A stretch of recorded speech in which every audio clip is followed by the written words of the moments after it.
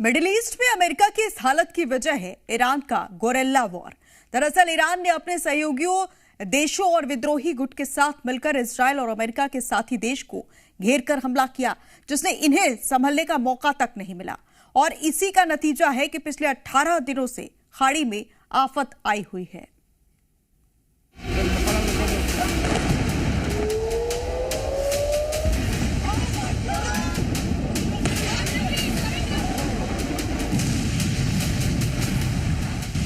इसे कहते हैं गोरिल्ला वॉर, यानी घेर के मारना। दुश्मन एक और हमला 3-4 तरफ से।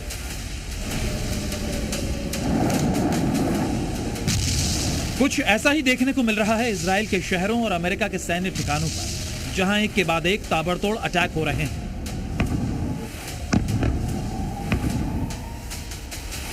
और हमला करने वाला अकेला ईरान नहीं है, बल्कि उसके साथी देश और विद्रोही गुट भी हैं, जिन्हें अमेरिका और इजराइल ने आतंकी घोषित कर रखा है।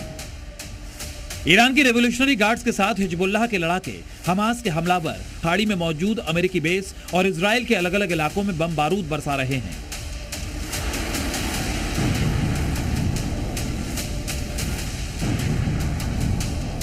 इजराइल पर बीती रात सबसे बड़ा हमला हिजबुल्लाह की तरफ से किया गया।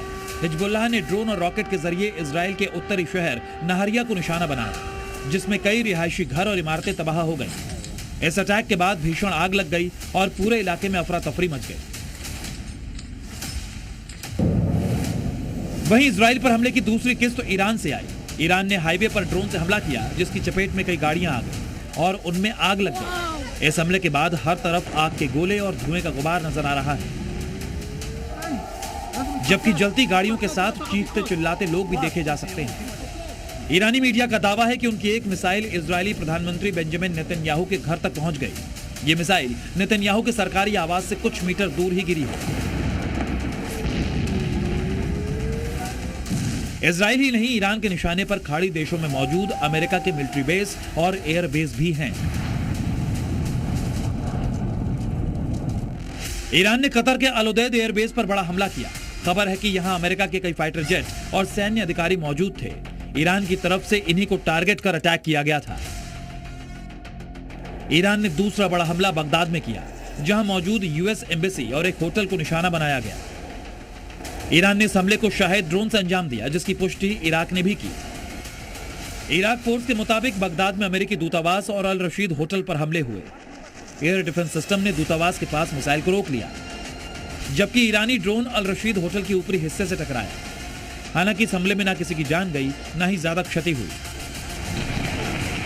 रिपोर्ट में इराक के तेल ठिकानों पर भी ड्रोन से हमले का दावा किया गया है, जिसे नष्ट कर दिए गए। हालांकि अमेरिका ने भी ईरान पर पलटवार करने में देर नहीं लगाई और ईरानी सैन्य ठिकानों पर जबरदस्त अटैक करते हुए कई रॉकेट लॉन्चर नष्ट कर दिए। अमेरिका ने इस हमले का वीडियो भी जारी किया। वहीं इजराइल ने अपने शहर में हुए हमलों का बदला लेते हुए लेबनान सीमा पर ताबड़तोड़ एयर स्ट्राइक की, जिसमें हिजबुल्लाह के ठिकानों को बर्बाद करने का दावा किया गया है।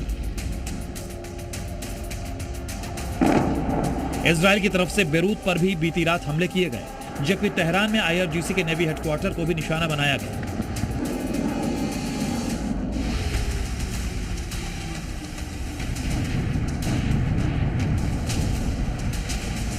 जाहिर है ये वार पलटवार अभी लंबा चलने वाला है।